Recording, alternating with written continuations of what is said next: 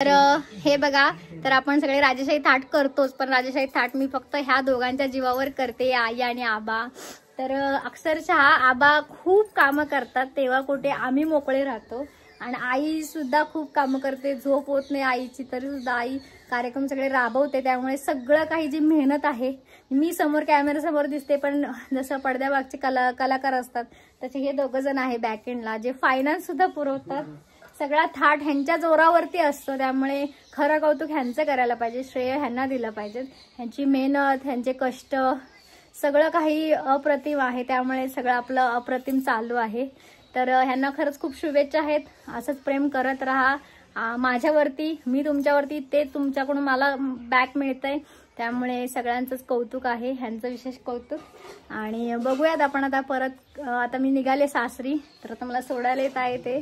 तर लग्नानंतर पहिल्यांदाच माहेरी आले, पण असं निवांत वेळ भेटलाच नाही. बघू आता परत, पण पहिला सण आहे म्हटलं जाऊयात. तर चला मग आता सासरी जायचं. काय वाटतंय मग तुम्हाला दोघांना? लेक चालली सासरला, बरं वाटतंय?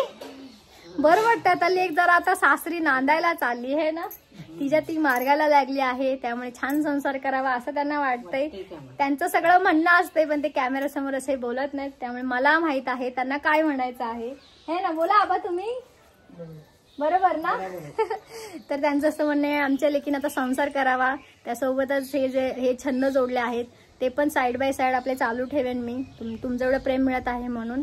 तर ठीक आहे, मग चला, लेक चालली सासरला. बाय बाय करा.